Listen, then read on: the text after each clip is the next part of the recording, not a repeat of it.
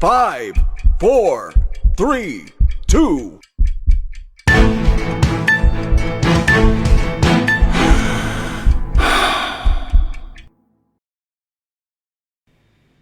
Hey, good afternoon, good evening, depending on where you're at. This is Jeff Colson. The name's right there on the screen. This is Junior Hockey Advisor, and this is Ask Me Anything. I've got a lot of things I want to cover with you tonight. If I can, we'll get to questions. One thing that just popped up, somebody just asked, is this going to be on YouTube? And the answer is yes, but the YouTube will be, I'll submit it as soon as this broadcast is over. So it will not be live on YouTube. YouTube and LinkedIn with the package we're using, the Restream package we're using, it still has some bugs, and it actually slows down some of the process with what we're doing. We've got a lot of things tonight. We're going to talk about the NCAA. We're going to talk about a few teams in the North American Hockey League that took the year off. We're going to talk about goal setting. We're going to talk about 4 things to help you advance and reach your hockey dreams. And I'm going to walk you through that. I'm going to give you a book review about a book on hockey, but we're going to use some video because it's also a documentary, and it's long lost. And many of you probably weren't even born when this video first came out, but I'm going to try to walk through that with you. As usual, make sure you let me know where you're at. Make sure you let me know who you are, where you're tuning in from. Would love to hear that. Love to see where you are. I can see a few of you have already jumped on and told me that. But let's get rolling. Let's get this done. Now listen. I want all of our friends and family to share this on Instagram and TikTok.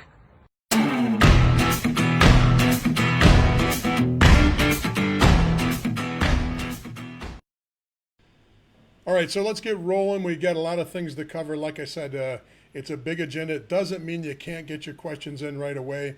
If you do have questions, I like that. It's kind of Philadelphia and Fidelis together. Oh, I thought that was kind of like a very loyal Philadelphus. So hey, thanks for correcting that. You didn't have to. I figured it out where you're from. Anyway, if you do have any questions, make sure you throw them on right away. I believe we should be going on Facebook page, Facebook discussion group, and we should also be on my normal friends page too, or whatever you call a normal page. So great to see you all coming on. Boston, Milwaukee, Jersey, Swampsett, Jersey. I like that. A little Springsteen reference there. We've got Riverside. One of the most loyal we've got is Riverside. Like to see it. New Hampshire's on. Philly, of course, a spell-corrected Philly. Got a lot of people coming on. I love it. So let's get into some of the things I want to talk about. First of all, let's get into the news.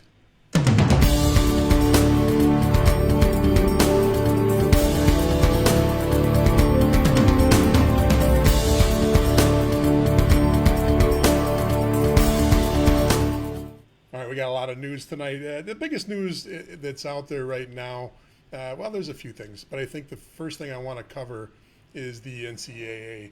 And not only do I want to cover this, I want to kind of walk through what's changed and what's happened and how it could affect junior hockey and what does it mean. And it's a short-term change, but let me see if I can get this up for you. This is the PDF right here, and let's roll with that.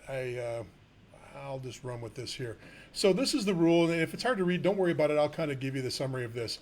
It's a 21-year-old rule, and it says for the next year, for the 2021 year, the academic year, prospective student athletes who turn 21 years old during the season, i.e. the early 2000 birth years, will not lose a year of Division I eligibility if they play junior hockey games after their birthday. Typically, those players would have to enroll full-time in a post-secondary institution in order to retain their eligibility. So this is really focusing on the 2000s. But it goes on to say current student athletes whose institutions will not be playing hockey during the fall semester will be permitted to participate in non-collegiate amateur competition, i.e. that'll be juniors, outside the team during the fall 220 term. subject to the school and conference approval. So first of all, getting the school and the conference approval is going to be one thing. So these student athletes may not compete on outside teams while remaining, or may compete on outside teams while remaining enrolled in their institution. But it does say, it goes on to say, if they, meaning the students, decide to do this, that if they stay enrolled, they must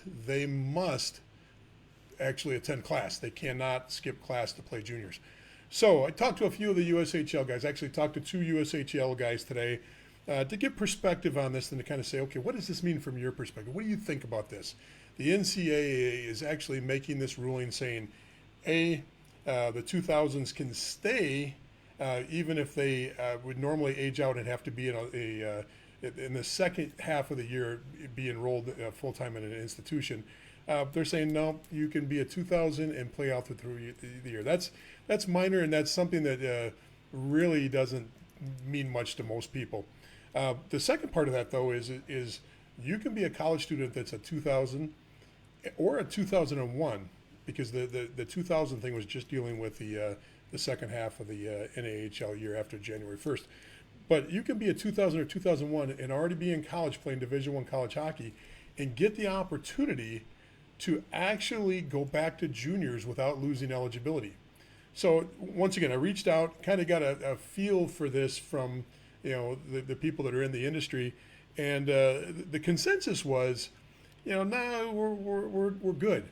Okay, most Division Ones, I don't even know, is there a Division I that's actually canceled the whole year? I know some Division III leagues and some Division III teams have, but I'm not aware of a Division I team yet canceling the whole year.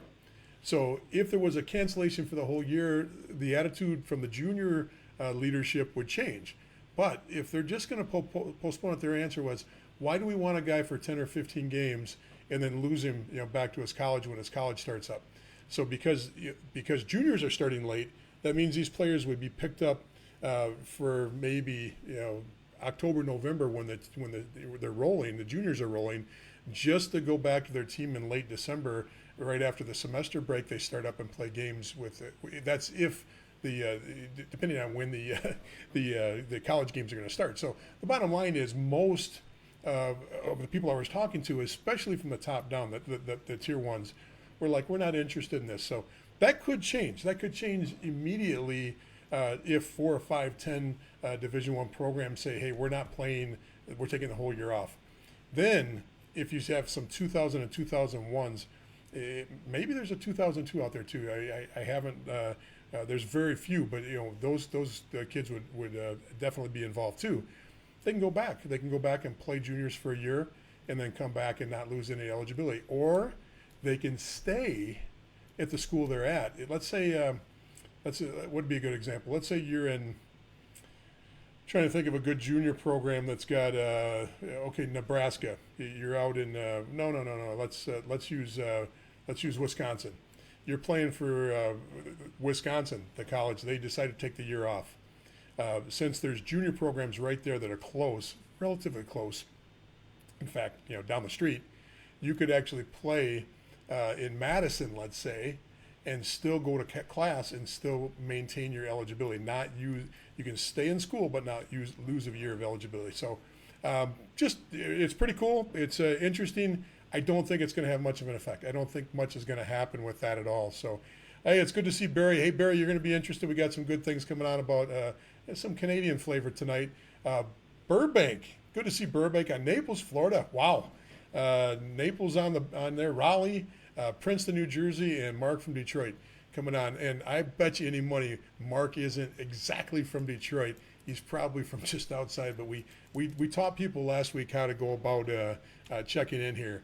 Check in with the area. If you're from around the area, be proud of the whole area. So all right, good. Enough of that. Let's move on a little bit to the North American Hockey League. Let's talk about that story next. North American Hockey League.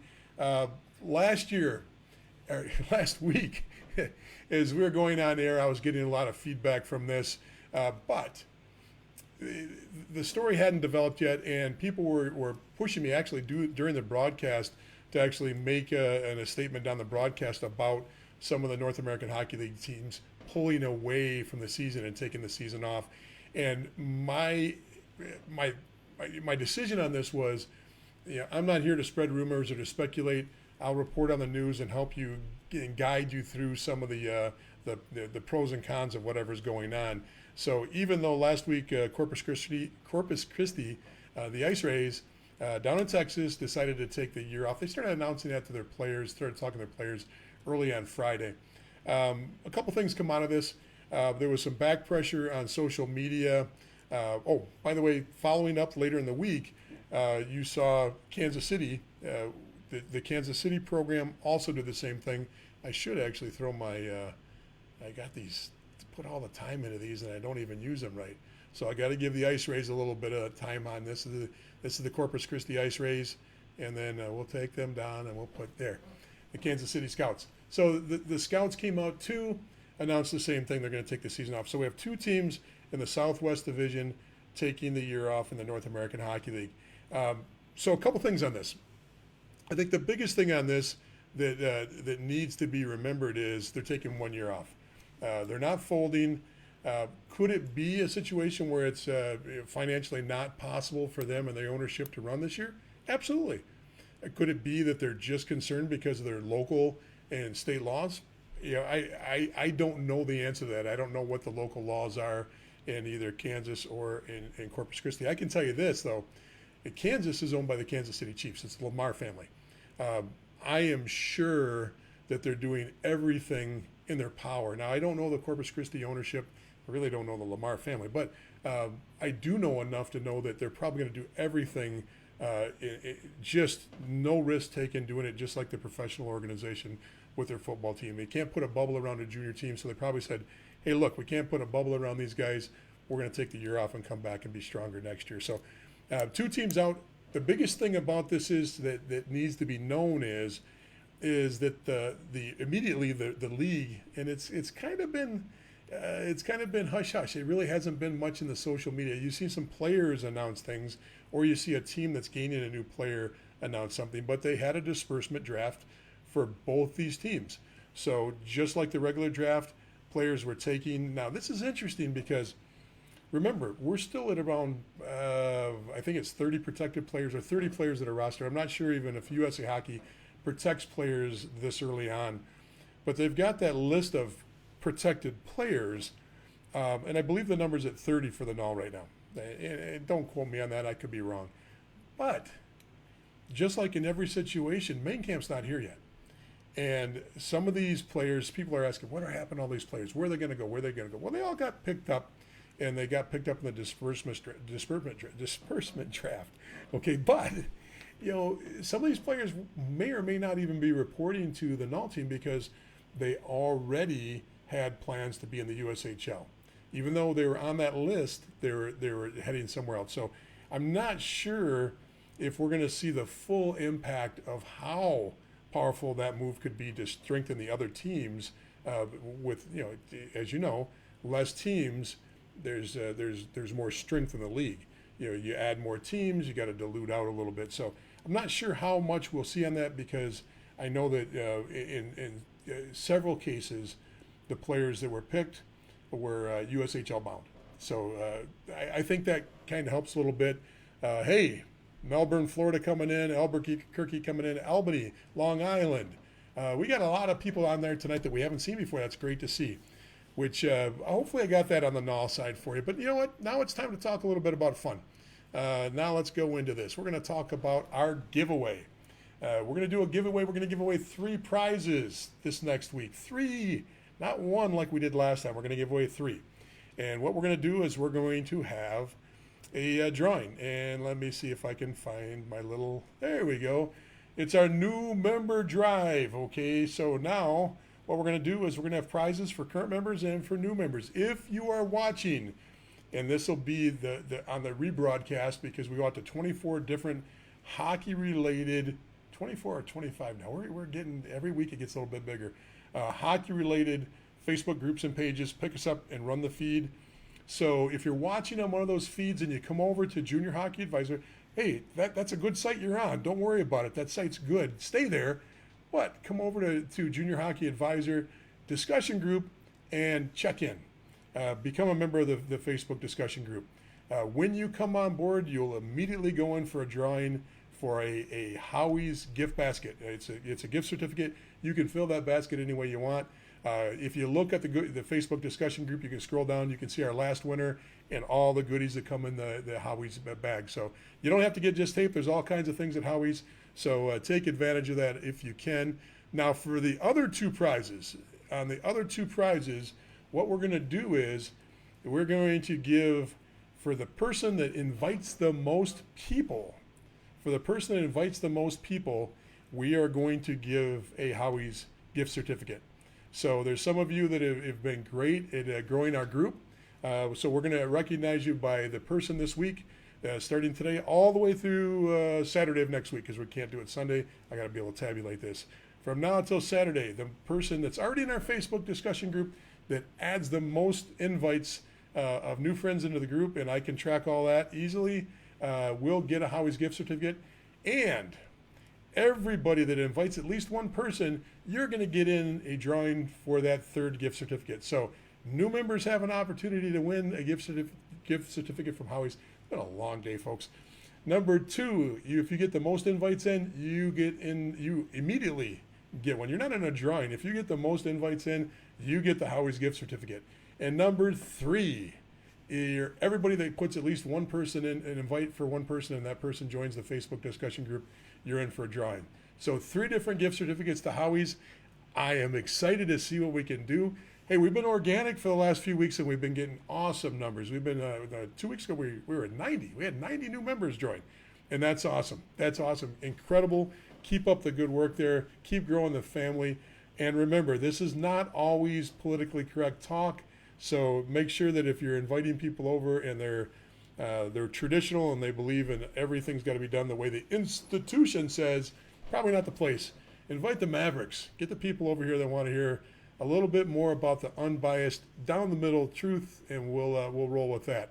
So that's what we got there. Now, I wanted to do a book review tonight. I wanted to share with you a book, and what I wanted to share with you is a book by Ken Dryden. I told you, Canada. I told you I'd come in with something on the Canadian side tonight. So, some of you probably don't know Ken Dryden as anything but a failed president of the Toronto Maple Leafs from a few years ago. Ken Dryden was a Hall of Fame goalie from the Montreal Canadiens. NCAA college player. I believe he was a Cornell. Yeah, he's a Cornell player. And he went to law school, I believe, in McGill, up in Montreal. I could be wrong on that, but I think he was up there. Now, the reason that's important is because Ken Dryden may be one of the most intellectual players that ever played the game. He literally quit hockey after, I believe, his rookie year and went back and studied for law school, did his internship that they had to do for law school. So there's a whole different level of character to this gentleman, and his writing is phenomenal. I highly recommend this book, Home Game, if you like to read. If you don't like to read, what I did was I grabbed some excerpts from the video, only a minute or two. I did 2-3 minutes, it's somewhere in there. Didn't actually look to see exactly how long it is. But I pulled it from the documentary. Now, this book was written in 1983. The video was put together maybe a year or two later, mid-'80s, the video was put together. And the premise of the book is to look at hockey from the metro, from the rural, from the country, from the youth, from the beginners to juniors and pro. They looked at hockey from every angle. Ken Dryden looked at hockey from every angle and did stories about it. And it's kind of like for people in the Minnesota area, or people like PBS, you might remember the Garrison Kaler days and the Live from Lake Wabagon, where they did these very, very homey stories and encapsulated one feeling for how things worked. That's the way this book is. You really, really can embrace and see what it's like. Now, the reason I'm bringing this book up is because I think there's some relevance here. I think there's a lot of relevance. I'm going to play this video, and I might jump in and out and stop it a little bit because I want you to see a couple of things about and compare it to what's going on today in today's hockey, especially since last week when we had 90 new members. I'd say a third of the group was in the 10 to 14-year-old range. In fact, we actually had some players, they were 15 and 16 joining the group too. So the group dynamics last week got a lot younger. And for the parents, and when I say that, that was all parents of 10 to 15-year-olds, not just a couple of players joined.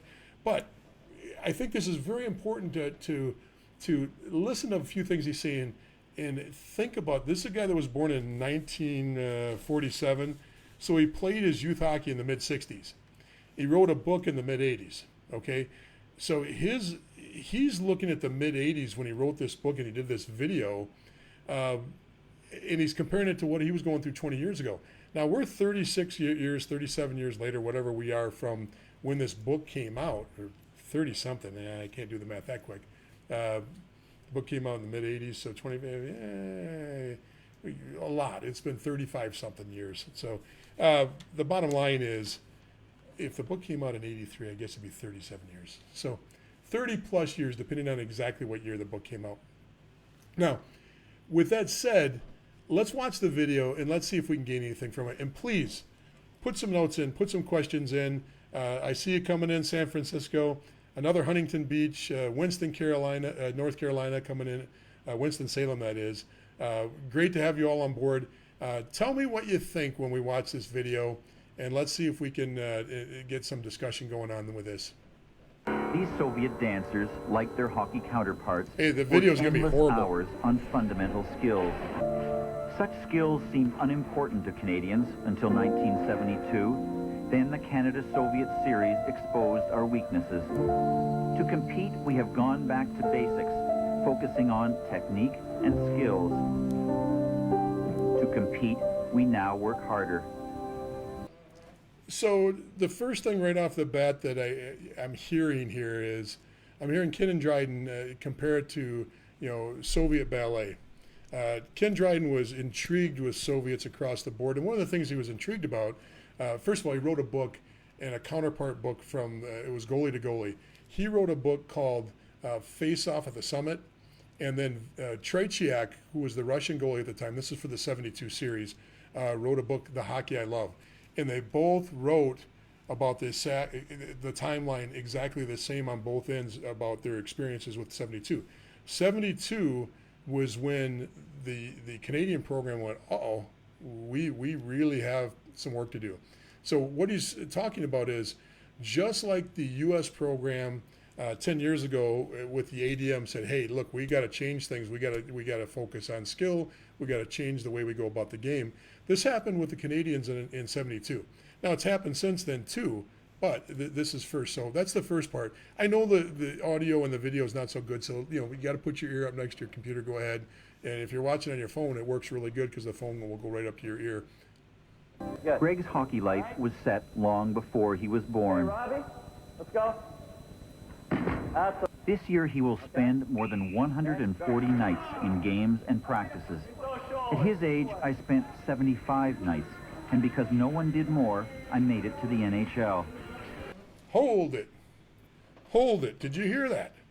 Okay, if you didn't hear that, I'm going to help a little bit because I know the audio and the video is not great. I pulled this off YouTube, and it looked like the only copy out there was somebody that actually made a VCR tape of this back in the 80s, and then that's what I'm grabbing it off of. So he said, okay, this young man he's talking about spends 140 nights of games and practices for the season. Now, what you don't know is I believe he's talking about the Toronto Marlies. If you're not familiar with the GTHL and the Marlies or the Red Wings or any of the other teams that are up in the Toronto, that's the GTHL. It's a phenomenal league. It's very highly competitive, good hockey, and it competes hard. Now, at this time, when this video was put out, the GTHL was participating in the Quebec Pee Wee tournament. Now, the GTHL, I believe, unless it's changed in the last 2 or 3 years, the GTHL has not been participating, and those players will play for suburban teams for the opportunity to play in the Quebec tournament if the Quebec tournament's that important to them. Quebec tournament's still phenomenal, still one of you're 12-year-old, you're playing in front of 20,000 people. It's like the Little League World Series. It's amazing. But that's this team he's looking at, and he's going through the process. But the part of this that's interesting is is that he said 75 times is all he did 20 years earlier. So he said his team had 75 practices and game nights, and because he did more than everybody else and he worked harder than everybody else, he rose above everybody else. So think about that. From the mid 60s to the mid 80s, it practically tripled. It practically tripled in numbers as far as what it took to move up and play competitive.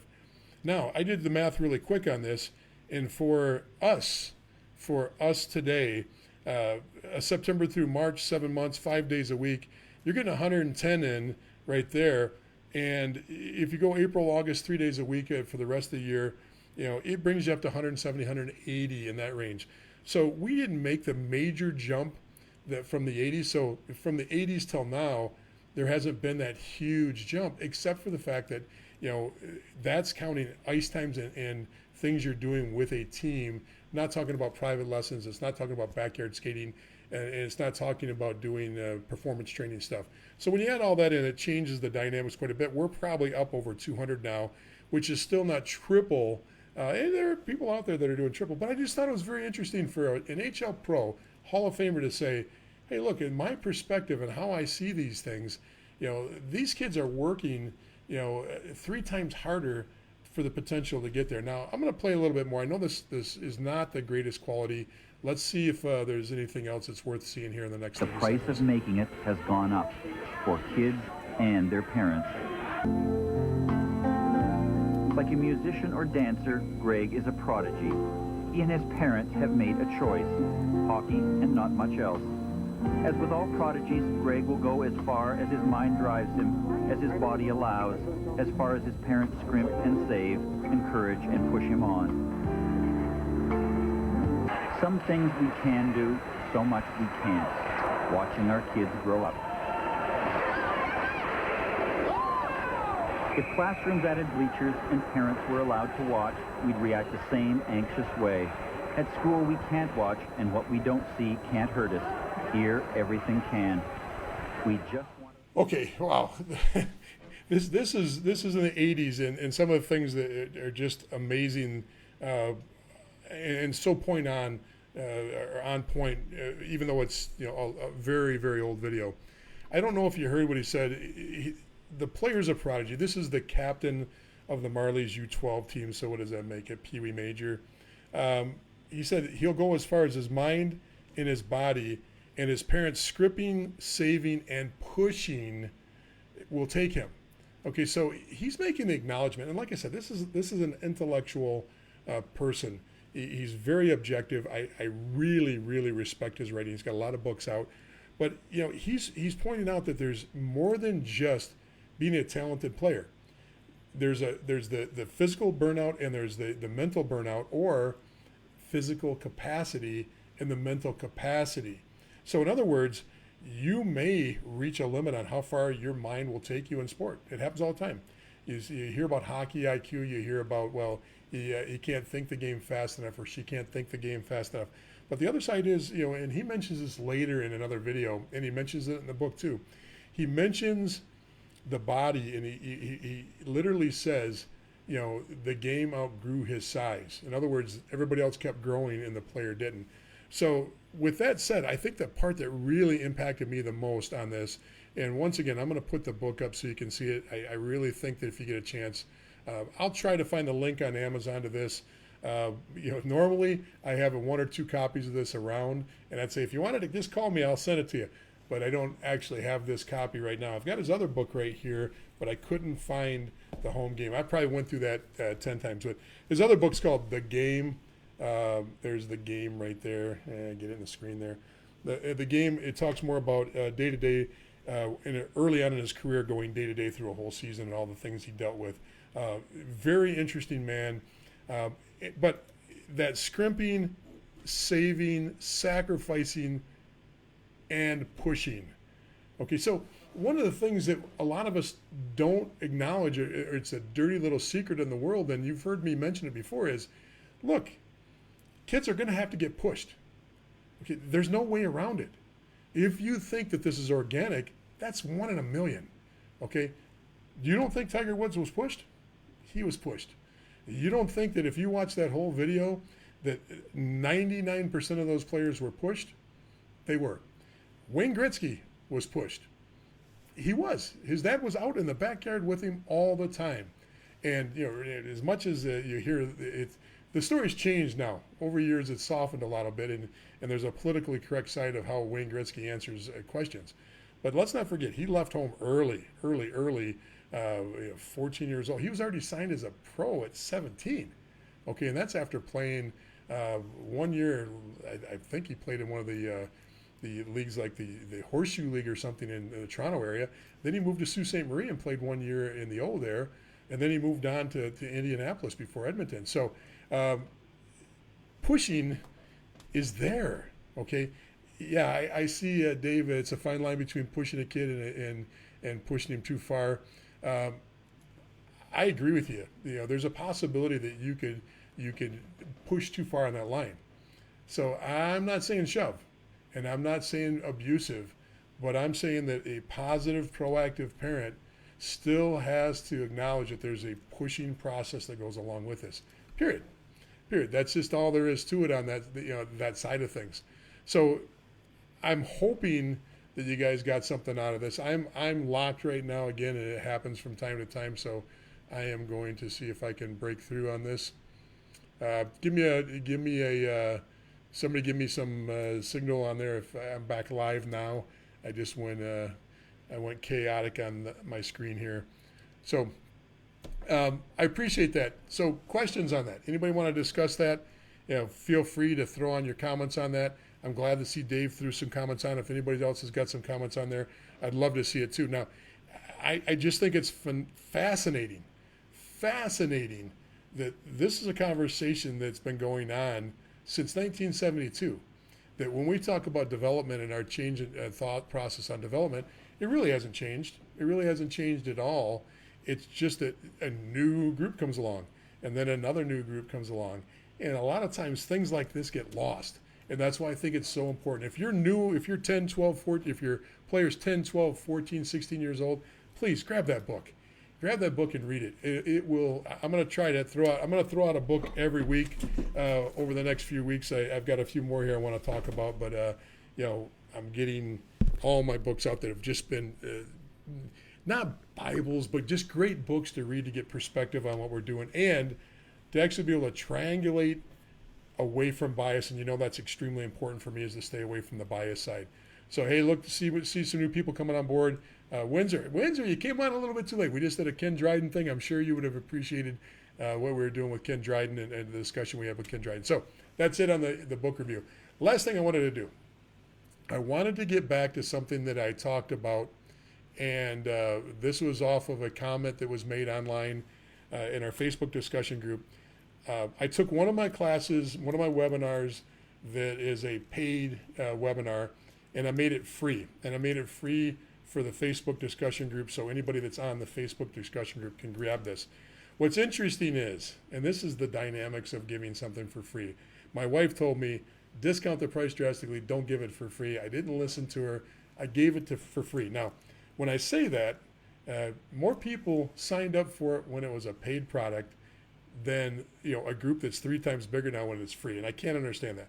So what I want to do is I want to walk through a couple things in this webinar and show you, because I truly believe there's 4 things in the 4 areas will absolutely help you. If you're 12 or if you're 20, if your player is not committed to a D1 school, if he's not committed to the highest level junior hockey he wants to get to, I'm telling you right now, this, I guarantee you, will help you.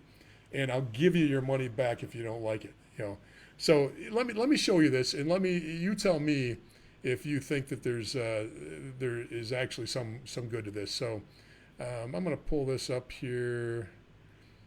Oh, I'm going to go to, whoops, sorry here. Let me go over to my. These Soviet dancers like their trying to get to my. Now listen, I want all of our friends and family to share this on Instagram.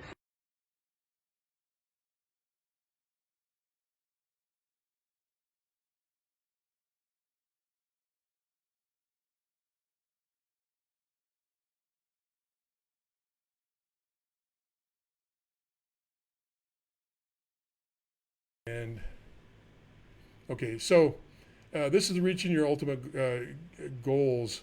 So I'm going to try to get this onto my screen. Okay, can't get to it. I'm gonna tell you about what it is. Sorry that I froze up again there for some of you that I froze up on. But here's, yeah, thanks, LOL too, I know. When things go bad, they go bad. All right, the actual reaching your ultimate hockey goals, 4 steps. Here's why I think it's important. One is it helps you structure your goals. It takes one whole chapter and goes through structuring goals, including some business acumen, some MBA stuff. You go through what's called a SWOT analysis, your strengths, your weaknesses, your opportunities, your threats, and you're actually able to put together a process so you understand where you stand. Okay? Understand where you stand. Second part of it is you go in and you look at your dream killers. You look at anybody out there that is standing in your way. And what's amazing is 2 things. One is how many people you think that are on your side that are actually killing your dream, that are in your way. And I'm not going to go into that because I really want you to delve into this and to get through this information too. Once you figure out who the dream killers are, we go through how to convert those dream killers into your team. And we talk about team building of a marketing group around you. 10 years old, 20 years old, it doesn't matter. Starting to build a process where the people around you are effective to move you on and to help you. Now, this has nothing to do with using an advisor or not using an advisor. This stands alone. The process stands alone. You can do this with your advisor or you can do it sans an advisor. It doesn't matter.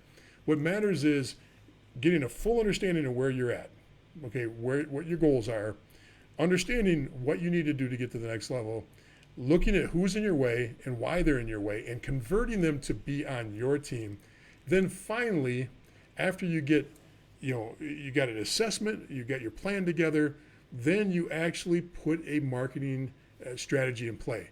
Now, all 4 of those things are covered and it's worth it, especially if you're going through this and you enjoy what we're doing here, because it will only help you understand some of the things we talk about and some of the concepts and why we look at the world the way we look at it here. So a lot of this is already covered, and I get bits and pieces of it that I cover in other aspects, but I strongly recommend grabbing this and running with this. I think it'll be a huge help for anybody that's actually looking towards moving on. So I'm going to get that out of the way. It should get out of the way. It's going to be a pain in the butt. So, all right, any questions going on out there? I'm behind this right now, just so you know. There we go. So, yeah, LOL, I get it. So, anyway, any questions on that, any comments on that? I'll stick around for a second. That's really it. I know we only went 37 minutes tonight, but, we got a lot done. We covered some news. We got the Howies out there. Remember, if you invite new people to the group this week, you're in a drawing. If you get the most invites out, you win a prize. If you're a new person that's on a different Facebook page or group and you join our Facebook discussion group, you get put in for a drawing too on Howie's Hockey Tape. This is a really good deal if you like Howie's Hockey Tape. They're not a sponsor, but if you know Howie's Hockey Tape, tell them what we're doing and tell them how big we're getting. I mean, right now, the group this last week, our reach for those that are keeping track and keeping score at home, our group reached over 35,000 people for the week. We had over 5,000 and 7,000 views on 2 different videos this week. I can't thank you enough, but we need to get bigger. We need to get a little bit bigger so that this is monetized and I can continue to do this and do this in a way that I can actually help you. So, all right, we finally got some questions coming in. The first question is, how much do coaches and scouts look at players' social media postings? I can tell you this: there's enough horror stories out there right now about players getting caught with things on their social media. I can tell you specifically, I know of an instance where a player was injured. He stayed home on a road trip. The team went on a road trip. He was not that injured. He was able to walk around, but I believe he was recovering. He went out to someplace with one of the other teammates that was also left behind from the trip. but he sent something to his teammates on social media. Coach saw it, suspended. Boom. Okay, it happens all the time now. Social media is, and college teams are very, very good at it, and it is an active part of most coaches when they're, especially for colleges, scrutinizing what's on the social media of the player. Your social media needs to be squeaky clean if you want to play Division I college hockey. Your social media most likely needs to be squeaky clean if you want to play Division III. And I know college club coaches that scrutinize social media across the board. And don't think you're smart enough to change your name a little bit. Don't think you're smart enough to delete things afterwards. Everybody's your friend until they're your enemy when it comes to social media. If you think you're going to get something slid by, no. Just look at what's going on in the world today with social media. Somebody's going to see something. Somebody's going to make a comment on it. You're not going to get away with it. So great question, but absolutely, it is something that needs to be taken care of. The social media has to. So the next question that came in, Jay, timeline on the USHL protected list, move back or September 1st. Wow, great question. Don't know that yet. Haven't seen anything published on that yet, but I'm assuming that you could probably just push if they. I'm under the assumption, and most that I've talked to are under the assumption that whatever the pushback day was, that the protected list pushback will be similar. Now, maybe they're condensing it. I have not seen anything from USA Hockey yet on this, nor it's been a week or two since I've asked specifically on this. But as of a week or two ago, when I last asked some of the USHL guys about this, there was no straight answer on when the protected lists were going to be, put into play. So, good question, Jay. I'll make sure that I post something as soon as I see anything on the protected list and the information on that.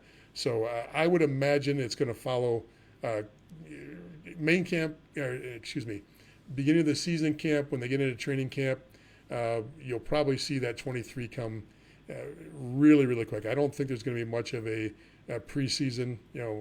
I'm assuming preseason is going to be dropped down to 1 or 2 games, and they'll get rolling pretty quick. Now, I could be wrong. Let's see, and I'll make sure that I follow up on you with that, Jay, as soon as I find anything out. Okay.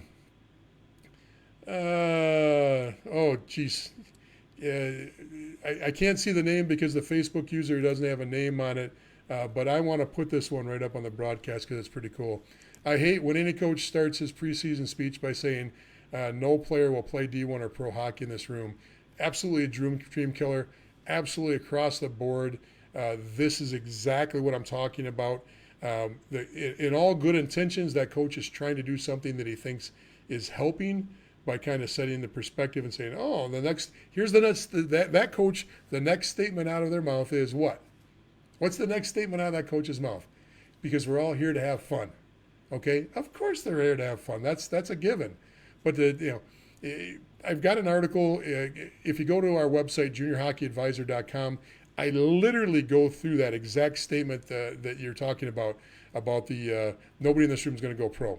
And I juxtapose that to what would you say if you're in elementary school and the principal got up in front of the group and said, hey, don't worry about it. Nobody in here is going to become a doctor or a senator. So let's just all have fun.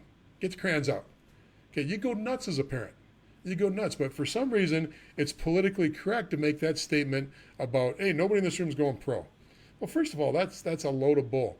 You can when you're young, you don't know who's going to be the pro in the room. And nowadays, with so many opportunities to be a pro hockey player, the NHL is not the only avenue to make a career out of the hockey now. It wasn't in the old days. It was, you still had a couple of their avenues, but now the world's opened up to you. Literally, the world is opened up to you, and our growth of the game worldwide is not that good. So the more opportunities, now the Asian markets have opened up. You've got pro hockey in the European cities and states or countries that you didn't think about before. England, they have a program now, or programs. They have pro leagues. You're talking about Australia pro leagues. It's all over the place now. So you can play pro hockey now like never before. So I'm glad you brought that up. I can't stand that either. So let's see what else we got. Jeff, are your paid and non-paid seminars accessible on your webpage? And what can we select and pay for? You can pay for, I'll give you an opportunity to Venmo me for this video if you want to. you can pay for whatever you want. No, so they come out in spurts. I try to keep this away from being a Jeff promotional video. I try to keep the paid stuff away from this content, and it helps me be able to get this video broadcast on more sites. But since the question did come up, I'll answer it as quickly and as efficiently as possible. I do paid stuff. I do paid coaching calls where somebody wants to take an hour and assess their situation, work through a problem, and that's anywhere from a league administrator to a GM to a coach to a family, and I'll have those paid calls daily, weekly with people on different situations. Hourly calls, that's a big part of what I do. I have an industry professional course that's running live right now, meaning there's people in the class, and that's the granddaddy. That's the people that want to get into the industry, and we cover every nut and bolt across the board. Then from time to time, I offer classes. The class that I just gave up to you a second ago, if you scroll through the Junior Hockey Advisor discussion group, you will find that course. You can click on that and get into that right now. It's on the Junior Hockey discussion group for free. That is a paid course. It will go back up to being a paid course sometime in the future. I'll modify it a little bit, but I'll throw those kind of classes out webinars out from time to time. But there's great free content right now. There's a free content on our Facebook page and on our discussion group. So if you scroll into the Facebook page, you can get information on how to hire an advisor free, and it breaks down the contract, what questions you should ask, what should you do to protect yourself, going through all the process of hiring an advisor. Remember, folks, I'm not an advisor. This is not a game for me to try to end you around and try to turn you into a client so that I can take $3,000 to $5,000 from you. Just the opposite. If you spend $50 or $90 or $150 in one of my programs, if that saves you $3,000 to $5,000 and it saves you 1 or 2 years of making the wrong decision with the wrong advisor, that's why I'm here. Now, I'm not anti-advisor. I'm anti-bad information. I'm anti-lazy advisors. There's a lot of advisors that are in this group, that watch these videos. And the reason they're here is because they want to learn and they're trying to still get better at what they're doing. And that's great. That's the advisors you want, okay? We don't let people solicit on our site, but there's a ton there. If you do your homework, you can find some good people. You can find 4 or 5 or 6 guys if you want to interview them and try to see if they're ready to be hired. So, okay. Hopefully, Dana, I answered that a little bit. There's a lot of non-paid content. JuniorHockeyAdvisor.com has whatever websites or whatever webinars I have up right now. I don't know because I didn't do my homework before I came on the show, because normally I don't talk about the paid content. But if you go on there, you'll also find right off the bat there's a drop-down that offers you a free downloadable, and then there's all kinds of stuff on the actual blog. So great content across the board. There's some YouTube videos, and of course you can go to either one of the Facebook discussion or the Facebook page to get information too. So, another one on the Facebook user, my 8-year-old got that speech at 4. Yeah, I know. When I was the president of a youth organization, I'd literally go nuts when I heard coaches talking about this. I banned that statement from being said. Still happen because every coach at that age thinks that they're the next Scotty Bowman. So, do you think American players will be able to play Junior A in Canada this season? Some were already rejected customs in Canada. Well, I know that the date just got moved back. I also know that most of them are hanging on. I'm talking to a lot of guys that have kids that are in the BCHL, AJHL, and into the CCHL and the OJHL. They're hanging on and they're holding on for hope there. I think there might be some Plan Bs in place there, but because you're talking about the BCHL having this kind of a rolling start, and this is the same thing the AJHL is doing with this rolling start, meaning they're going to come in and they're going to work on development and skill work for up to 2 or 3 months before the actual season starts. The reason they're doing that, partially, especially the BCHL, is because there's 125 to 150 players they normally have in that league that are Americans, and they don't want to lose out on that because that's a huge part of their marketing. And not only is it a big part of their marketing, but last year they had a NHL number one draft pick that came out of prep that went up there to play. And there's a pipeline of prep players that come up there, one and dones. They come up there with their commitment in hand, play a year, and then they head off to college. The BCHL knows the importance of retaining that business, retaining those players to fill the stands. Yes, they could get good quality Canadian players to fill those spots. Maybe not a commitment. And that's the big difference is if you have 4 Americans on your team and 3 of the 4 or 6 Americans on your team and 4 of the 6 have Division I commitments to Michigan, to BU, to Merrimack, and all these places that are the kids dream about going. Merrimack, yes, people do dream about going to Merrimack. It's a great, great campus. My point, though, is, and you replace that with some quality Canadians that don't have commitments, that's going to hurt the fan base. The fan base wants to know that they're seeing the next superstar early, okay? So, yes, you can put quality Canadian players in place, but I think the BCHL knows the importance of this and knows the importance of trying to wait it out and see if they can get those players back. So, great question. Glad you brought it up. I'm hoping that happens quicker than latter. I'm not seeing anything else as far as questions. Anybody else have any questions? Last chance. I can only tap dance so much. Hey, I hope you all got a chance to see my preview video earlier today about Rochester, New York, especially about Pittsford. That's where we filmed this morning.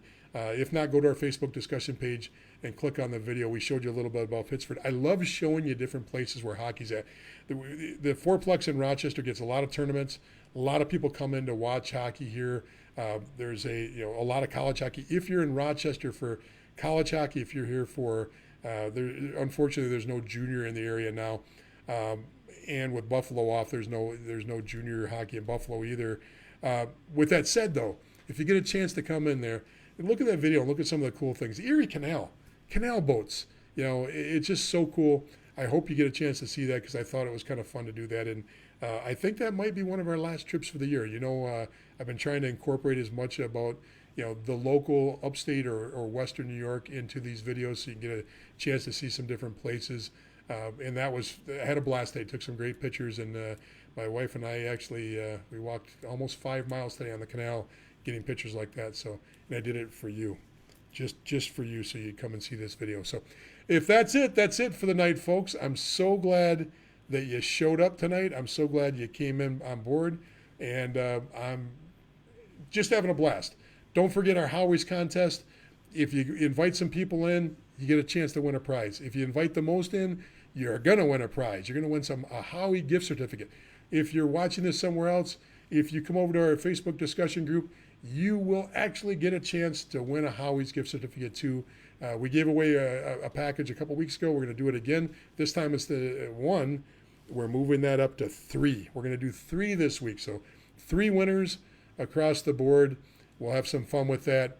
Thank you so much for coming on board and watching. Have a great night, everybody. And don't forget to get that webinar. Go there and grab that right now because it's not going to be there long. I'm going to put it back up as a paid product pretty soon. But there's so much information there for you, and it's free. I hope you enjoy it. Take care, everybody. Now listen, I want all of our friends and family to share this on Instagram and TikTok.